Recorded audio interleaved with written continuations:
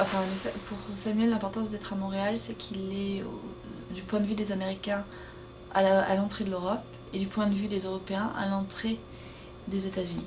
Donc il est ce point de passage, et donc l'idée était d'apporter des jeunes Parisiens à Montréal. Samuel a toujours travaillé avec des jeunes artistes, des jeunes commissaires, les emmener jusqu'à leur mi-carrière, comme il dit. C'est pour ça qu'on a voulu redonner un nouveau souffle à la nouvelle galerie de Samuel et commencer avec un souffle parisien. Et c'est comme ça qu'on est venu à créer Scène Parisienne, qui en fait va être le premier chapitre de plusieurs expositions qu'on va monter sur cette jeunesse européenne qu'on apporte à l'entrée de l'Amérique.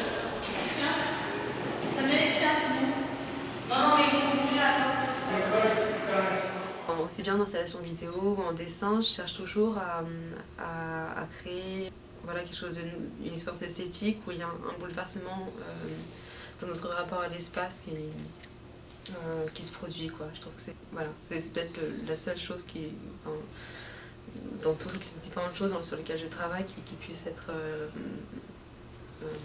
qui puisse rassembler tout ce que je fais, quoi. Donc comment quelque chose peut changer un rapport à l'espace. Alors à l'exposition de la galerie de Samuel Lalouse, je présenterai une installation vidéo qui s'appelle Soleil coulant et 3 dessins. Et ensuite, c'est vrai qu'il y a peut-être aussi la chance quand un travail parle à quelqu'un, il y a une sorte d'évidence, je dirais une évidence esthétique qui fait que l'œuvre dit quelque chose. Et de cette manière, je pense qu'il y a une puissance en fait qui se dégage de lui, qui fait que les gens sont attirés vers ce travail, quoi. Il doit parler de lui-même en fait, quoi. C'est tout, quoi. Et c'est pour ça que les gens me demandent de travailler avec eux. Je pense que il me semble que c'est ça. En fait, voilà.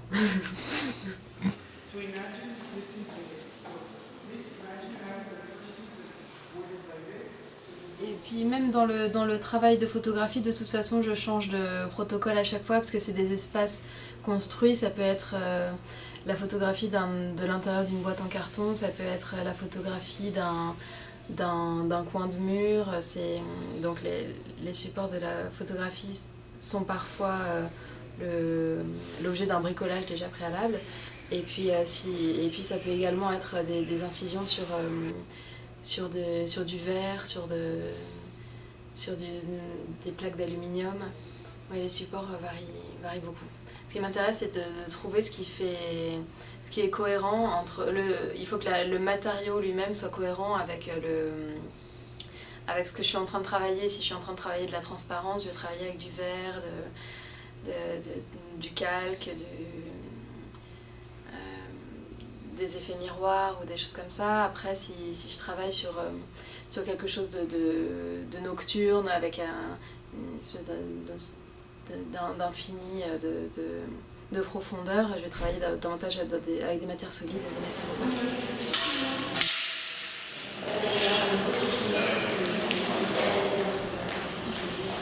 On s'est rencontrés, Maxime et moi, à l'École nationale supérieure d'art de Paris-Cergy, qui est juste à côté de Paris, en France. Et on a 2 pratiques différentes.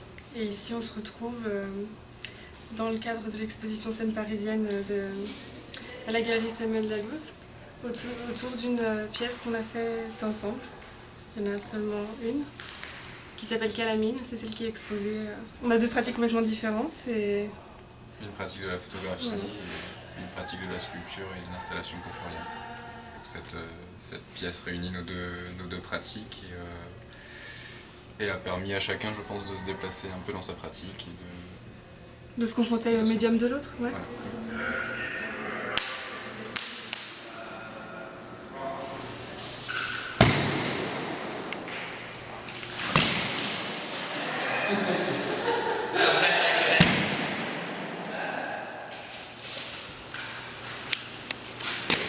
La surface, oui, la matière. Moi, de toute façon, on travaille part essentiellement du traitement de la matière. Donc ensuite, ça va être le charbon, ça va être cette terre écrasée, ça va être le charbon qui va rappeler la matière du tirage de Maxime, qui va être qui va être un noir très intense, très mat. Donc oui, après ces histoires d'espace, oui, penser en fonction des dimensions variables, réadapter en fonction des lieux à chaque fois, cette pièce. Même pour en ce qui me concerne, tout le reste de mon travail. Ensuite, l'espace, oui, il est à traverser. On doit traverser cette bande noire qui rejoint d'un mur à l'autre. On doit l'enjamber.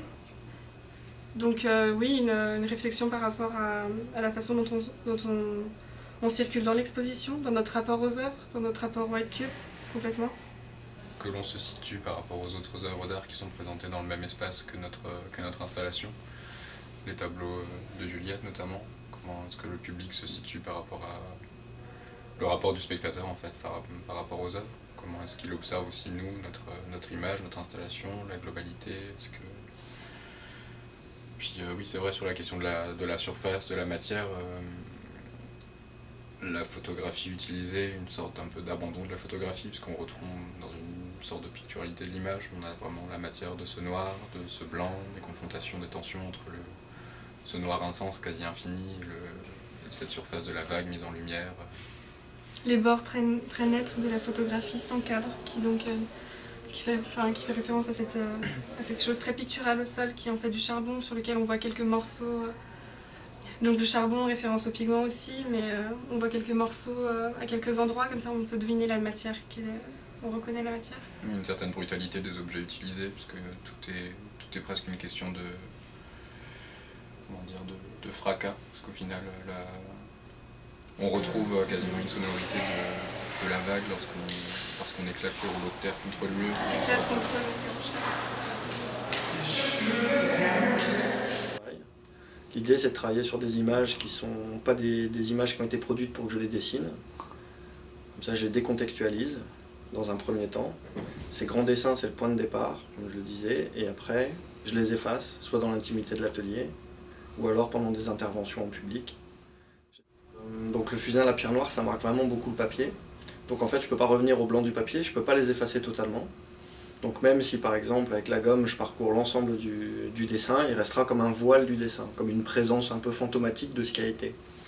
Et quand je les efface à moitié, ça permet une deuxième lecture, ou en tout cas de s'interroger sur la réalité de ce que l'on voit dans l'image d'origine.